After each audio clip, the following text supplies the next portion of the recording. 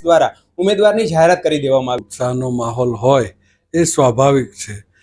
ચોક્કસપણે કાર્યકર્તાઓને જ્યાં તક મળતી હોય ત્યાં જતા હોય છે. દ્વારા કેવા પ્રકારનો ચૂંટણી પ્રચાર કરવામાં આવશે? પ્રશ્ન એ છે કે આ બધા સવાલો આજ સુધી વણ ઉકેલ કેમ રહ્યા? અવાજ ઉઠાવ્યો છે, કેટલી વખત રજૂઆતો કરી છે. જ્યારે તમારો લોકપ્રતિનિધિ તમારા પ્રશ્નોને યોગ્ય પ્લેટફોર્મ ઉપર આટલા સમયથી તમે લોકો બેઠા છો અને છતાં આટલી બધી સમસ્યાઓ છે કે હું જ્યારે કામ કરતો અને પાલનપુર, પાલિતાણા કે ભાવનગર કે અમરેલીથી પણ પ્રશ્નો મોકલેલા અને એ પ્રશ્નો પણ મેં વિધાનસભાની અંદર ઉઠાવ્યા છે.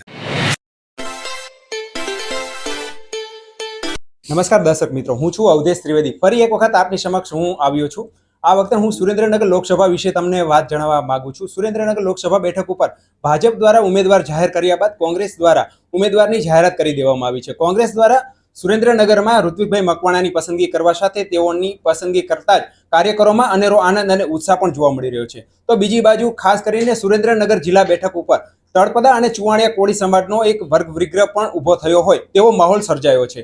ત્યારે સુરેન્દ્રનગર લોકસભા બેઠક ઉપર જ્યારે ઋત્વિકભાઈ મકવાણાને ટિકિટ આપીને તેઓને જાહેર કરવામાં આવે છે ત્યારે તેઓ સુરેન્દ્રનગરમાં નવશાદભાઈ સોલંકીના કાર્યાલય ખાતે તેઓનું ભવ્ય સ્વાગત કરતો એક કાર્યક્રમ યોજવામાં આવ્યો હતો. ત્યારે આ કાર્યક્રમમાં અનેક કાર્યકરોનો ઉત્સાહ જોવા મળ્યો હતો. સાથે સાથે કાર્યકરોએ એકબીજાના મોં મીઠા કરાવીને ઋત્વિકભાઈ મકવાણાને આવકાર્યા છે. ત્યારે આપણી સાથે આજે ઋત્વિકભાઈ મકવાણા છે, ત્યારે આપણે એમની સાથે વાત કરવાનો પ્રયત્ન કરીશું કે ઋત્વિકભાઈ મકવાણા સુરેન્દ્રનગર લોકસભા બેઠક ઉપર કેવા પ્રકારના પ્રશ્નોને લઈને લોકો સમક્ષ જવાના છે અને સુરેન્દ્રનગર લોકસભા બેઠક ઉપર જે કોંગ્રેસનો માઇક્રો પ્લાન છે એ કેવી રીતનો પ્લાન છે. આ તમામ સવાલોનો જવાબ આપણે આ વિડીયોના માધ્યમથી આપણે જાણીશું. તો આપણે પહેલા સ્વાગત કરીએ ઋત્વિકભાઈ મકવાણાનું. જી સાહેબ, GJ13 ન્યૂઝ ગુજરાતીમાં આપનું હાર્દિક સ્વાગત છે. પહેલા તો સાહેબ અમને એ જણાવો કે સુરેન્દ્રનગર લોકસભા બેઠક ઉપર જ્યારે કોંગ્રેસ દ્વારા ઉમેદવાર જાહેર કરવામાં આવ્યા છે ત્યારે કાર્યકરોમાં કેવો ઉત્સાહ અને આનંદ છે? ચોક્કસપણે કોંગ્રેસ પાર્ટીએ જ્યારે ઉમેદવાર તરીકે પ્રતિનિધિત્વ કરવાની તક આપી હોય ત્યારે કાર્યકર્તાઓમાં અને ટીમ કોંગ્રેસમાં ઉત્સાહનો માહોલ હોય એ સ્વાભાવિક છે. અને એમાંય ખાસ કરીને જે પદ્ધતિથી ભારતીય જનતા પાર્ટીના કાર્યકરોની અવગણના થઈ રહી છે અને સામે કોંગ્રેસના કાર્યકર્તાઓને જે રીતે મહત્વ મળી રહ્યું છે, હું તો ત્યાં સુધી કહીશ કે કોંગ્રેસના કાર્યકર્તાઓને બંને પાર્ટીમાં મહત્વ મળી રહ્યું છે. કોંગ્રેસ પાર્ટીમાં તો મહત્વ છે જ, પણ અહીંયાથી જનારાને પણ ત્યાંય સ્ટેજ જ મળે છે. જી સાહેબ, કોંગ્રેસના જ કાર્યકરો ભાજપમાં જોડાઈ રહ્યા છે, તો એ કાર્યકરોને ફરી કોંગ્રેસમાં પરત લાવવા માટેનો કોઈ પ્લાન ખરો? ચોક્કસપણે કાર્યકર્તાઓને જ્યાં તક મળતી હોય ત્યાં જતા હોય છે, પરંતુ એટલું ચોક્કસ કહીશ કે કોંગ્રેસ પાર્ટી જ એટલી સક્ષમ પાર્ટી છે અને કોંગ્રેસ પાર્ટીના કાર્યકર્તાઓ જ એટલા કેપેબલ છે કે આજની તારીખે બંને પાર્ટીના સ્ટેજ ઉપર એનું સ્થાન કોંગ્રેસના કાર્યકર્તાઓનું જ છે. ભારતીય જનતા પાર્ટીના જે કાર્યકર્તાઓ છે એ પેજ પ્રમુખ અને નાના મોટા હોદ્દાઓ સુધી સીમિત છે. તો એની મહેનત છે એ કોંગ્રેસના હોદ્દેદારોને કે કોંગ્રેસના કાર્યકર્તાઓને સાંસદ બનાવવા માટે મહેનત કરે છે.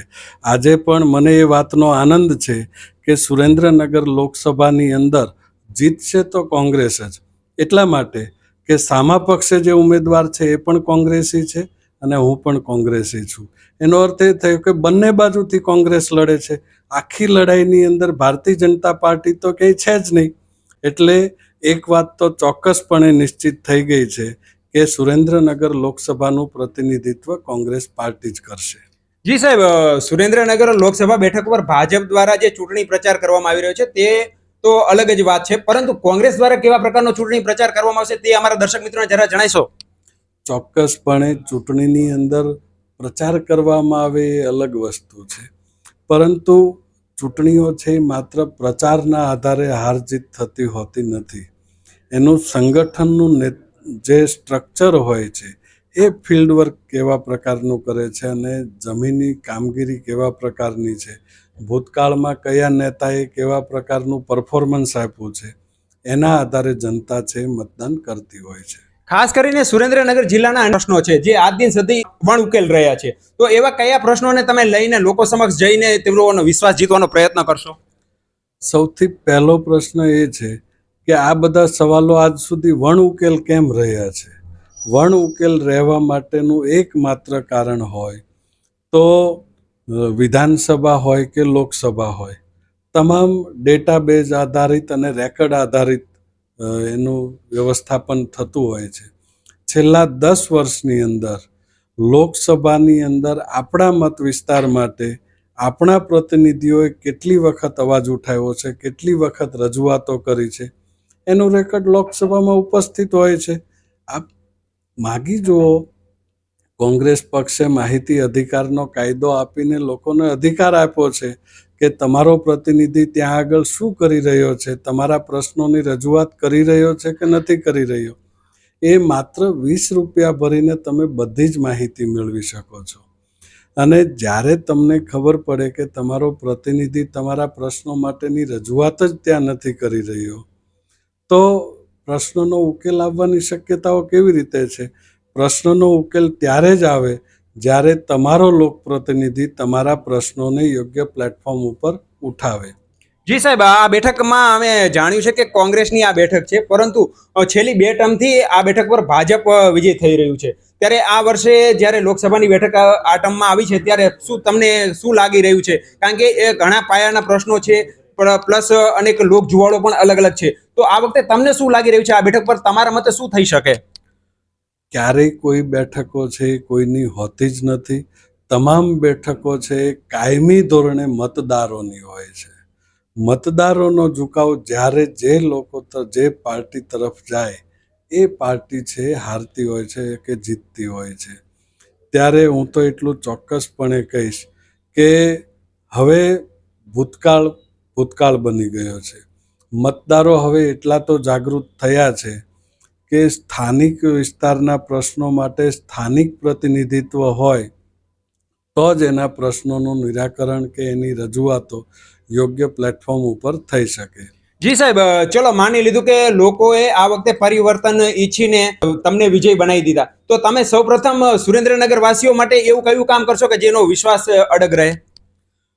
જો કેન્દ્ર સરકારની કામગીરી, રાજ્ય સરકારની કામગીરી અને સુરેન્દ્રનગર શહેર માટેની કામગીરી, એની અલગ અલગ તબક્કે અલગ અલગ પ્રકારના સ્ટ્રક્ચર હોય છે.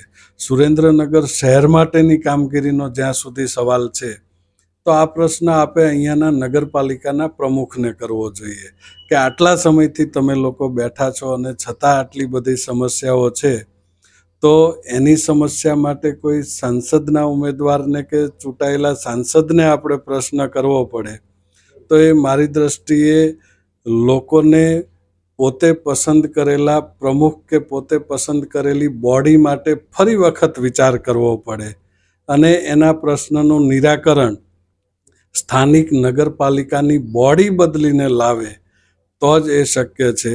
કેન્દ્ર સરકાર તરફથી જો કોઈ અન્યાય થતો હશે અહીંયાની નગરપાલિકાની બોડીને, તો ચોક્કસપણે એ ભારતીય જનતા પાર્ટીની હોય તો પણ ભલે, કોંગ્રેસની હોય તો પણ મને જો તક મળશે અને નગરપાલિકાની બોડી કોઈ રજૂઆત મને કરશે તો હું યોગ્ય પ્લેટફોર્મ ઉપર ચોક્કસપણે. જી સાહેબ, હવે એક છેલ્લો સવાલ કે જ્યારે સુરેન્દ્રનગર લોકસભા બેઠક ઉપર લોકો એમના પ્રશ્નો તમારા સુધી પહોંચાડે તેવી કોઈ વ્યવસ્થા કોંગ્રેસ પાર્ટી દ્વારા કરવામાં આવી છે ખરી?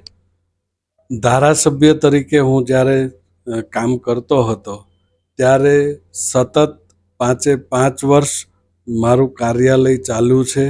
ધારાસભ્ય તરીકે હું આજની તારીખે નથી, છતાં મારું કાર્યાલય શરૂ છે. ભૂતકાળમાં પણ વિધાનસભાનું જ્યારે સત્ર મળવાનું હોય ત્યારે રેગ્યુલર સોશિયલ મીડિયાના માધ્યમથી અને અમારા સંગઠનના જે કાર્યકર્તાઓ હોય એના માધ્યમથી સ્થાનિક વિસ્તારના પ્રશ્નો મગાવ્યા છે. આપ આજે પણ મારું સોશિયલ મીડિયા એકાઉન્ટ ચેક કરી શકો છો. સોશિયલ મીડિયા ઉપર મને મોકલેલા પ્રશ્નો માત્ર મારા મત વિસ્તારના નહીં, મને પાલનપુર, પાલીતાણા કે ભાવનગર કે અમરેલીથી પણ પ્રશ્નો મોકલેલા અને એ પ્રશ્નો પણ મેં વિધાનસભાની અંદર ઉઠાવ્યા છે.